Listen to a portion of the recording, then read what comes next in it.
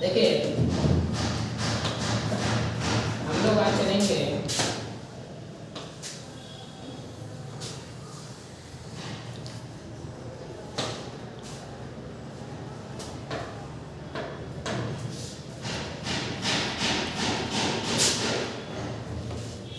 Chapter 2 class 9 का जो कुछ क्वेश्चन सब बच गया था, हम लोग उसी पर बात करेंगे आज। क्वेश्चन नंबर 14 है, विदेशों के साथ नालंदा विश्वविद्यालय के संबंध का कोई एक उदाहरण दीजिए। विदेश के साथ जो नालंदा विश्वविद्यालय का संबंध था उसके बारे में बताना है कि विदेशों के साथ नालंदा का क्या संबंध था। हम लोग देखेंगे कि विदेशों के साथ नालंदा विश्वविद्यालय का जो संबंध था उसका स्मारक एक ताम्रपत्र खुदाई में मिला है। विदेश के साथ भी नालंदा विश्वविद्यालय का काफी अच्छा संबंध है, क्योंकि हम जानते हैं कि नालंदा विश्वविद्यालय का संबंध जो है वह केवल इंडिया ही नहीं बल्कि पूरे ऑल ओवर कंट्री के साथ था। तो इसका जो जानकारी जो है हमें एक ताम्रपत्र खुदाई में मिला है। इससे ज्ञात होता है कि सुवर्ण द्वीप, जिनका नाम सुमात्रा के शासक थे शैलेंद्र सम्राट श्री बालपुत्र देव ने मगध के सम्राट देवपाल देव के पास अपना दूत भेजे थे और दूत भेजकर यह प्रार्थना वो किए थे कि कुछ नालंदा विश्वविद्यालय को मगध में कुछ गांव का दान दिया जाए, यानी कि 500 गांव का दान जो है वह नालंदा विश्वविद्यालय के लिए मांगे थे कि नालंदा विश्वविद्यालय को दान दिया जाए। और ताम्रपत्र के अनुसार नालंदा के गुण से आकृष्ट होकर यवदूत के सम्राट बालपुत्र ने भगवान बुद्ध के प्रति भक्ति प्रदर्शित करते हुए नालंदा में एक बहुत ही बड़ा भवन का निर्माण करवाया। यानी कहने का मतलब है कि सुवर्ण द्वीप के शासक जो थे शैलेंद्र सम्राट श्री बालपुत्र देव, ये जो है अपना दूत भेजे थे और ऐसा बोले थे कि नालंदा विश्वविद्यालय के कुछ दान स्वरूप वहां से प्राप्त हो, और कुल मिलाकर 500 गांव का दान वो मांगे थे। तो ताम्रपत्र के अनुसार ऐसा जाना जाता है कि नालंदा का जो गुण था उसे काफी ज्यादा ही वे अट्रैक्टिव हो गए और अट्रैक्टिव होकर उन्होंने नालंदा में एक बहुत बड़ा भवन का निर्माण किया। चलते हैं क्वेश्चन नंबर पर।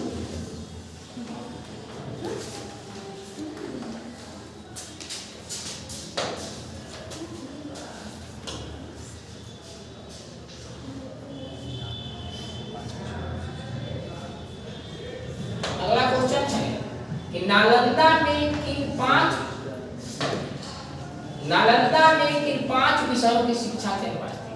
तो नालंदा में हम जानते हैं कि वैसे विषय पढ़ाए जाते थे जिसे पढ़कर बच्चे कहीं न कहीं जीवन में कुछ कर सके, यानी कि पढ़ने के बाद वो कहीं भी जो है बेरोजगार नहीं रहेंगे। जिसमें सबसे पहला था शब्द विद्या या व्याकरण, क्योंकि व्याकरण का ज्ञान होना अत्यंत ही आवश्यक है। नंबर 2 हेतु विद्या या तर्कशास्त्र। तर्कशास्त्र का जानकारी जब तक हमें नहीं होगा तब तक किसी बात को अच्छी तरह से हम परख नहीं पाएंगे। नंबर 3 था चिकित्सा विद्या। चिकित्सा विद्या की जानकारी रहेंगे तभी हम स्वस्थ रहेंगे और दूसरों को भी स्वस्थ रख सकेंगे। नंबर 4 शिल्प विद्या, यानी यहाँ पर था कि हर किसी के पास कुछ न कुछ कला होनी चाहिए, क्योंकि अगर किसी प्रकार का कला है तो जीवन में कभी भूखे नहीं बनेंगे। इसलिए वहाँ का मेन उद्देश्य था कि हर किसी के पास एक न एक कला होनी चाहिए। कला है तो कहीं भी आप अपना जीवन गुजार सकते हैं। और इसके अतिरिक्त एक था कि लोग अपने रुचि के अनुसार धर्म का ज्ञान कर सकते हैं, यानी धर्म और दर्शन का अध्ययन अपनी रुचि आपकी जिस भी धर्म को आप मानते हैं उस धर्म का अध्ययन आप कर सकते हैं। क्वेश्चन नंबर 16 था नालंदा के कुछ प्रसिद्ध विद्वान। तो जिस समय धर्मपाल जो है इस संस्था के कुलपति थे, उस समय यहाँ के जो विद्वान थे शीलभद्र, ज्ञानचंद, प्रभामित्र, स्त्रीमती, गुणमती इत्यादि जो है यहाँ के विद्वान थे, जो कि युवान चांग के समय की बात बताया जा रहा कि युवान चांग जिसमें यहाँ पर आया था नालंदा में, उस समय यहाँ के विद्वान में कुछ थे जो शीलभद्र थे, ज्ञानचंद थे, प्रभामित्र थे, स्त्रीमती थे और गुणमती थे।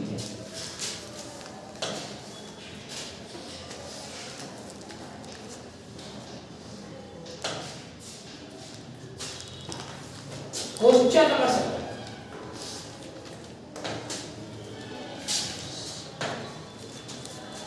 शीलभद्र से युवान चांग की क्या बातचीत हुई? यानी कहने का मतलब है कि शीलभद्र और युवान चांग के बीच बातचीत हुई थी।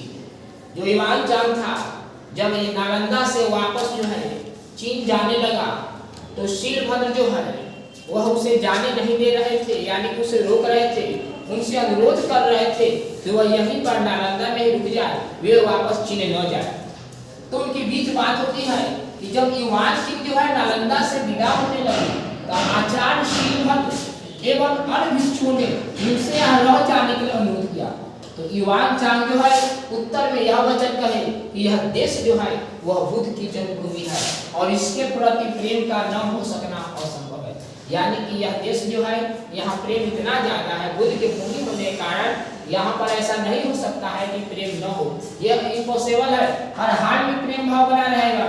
लेकिन यहाँ आने का जो उनका उद्देश्य था, वो उद्देश्य जो है उनका उद्देश्य ये था कि अपने भाइयों के हित के लिए भगवान के महान धर्म की खोज करूं, और उनका आना यहाँ 100% लाभप्रद सिद्ध हुआ।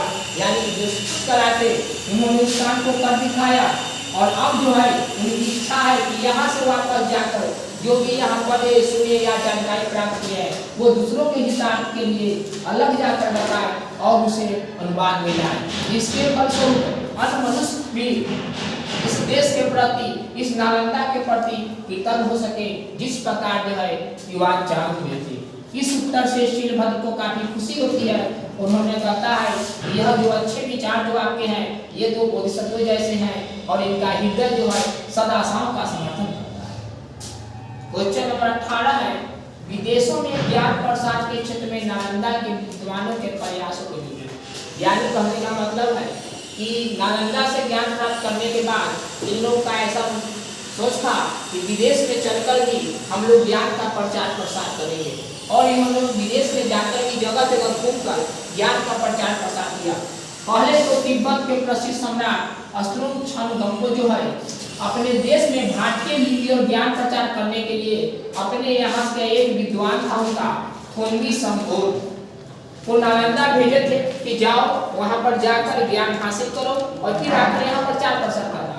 उसने आचार्य देवविद सिंह के चरणों में बैठकर बौद्ध और साहित्य की शिक्षा की ग्रहण करते हैं, शिक्षा की प्राप्ति करते हैं, और इसके बाद फिर 8वीं सदी में नालंदा के कुलपति थे आचार्य शांति रक्षित, उनको आमंत्रण करते हैं तिब्बती समाज अपने देश में, और उसे अपने यहाँ बुलाते हैं। नालंदा के तंत्र विद्या के प्रमुख आचार्य कमलशील तिब्बत गए। इन विद्वानों में आचार्य पदसंभव और दीपशंकर श्री ज्ञान से प्राप्त करते हैं। यानी कि कुछ विद्वान ऐसे थे जो कि यहाँ से जाकर तिब्बत में या अनेकों जगह पर जाकर ज्ञान का प्रचार प्रसार किए थे।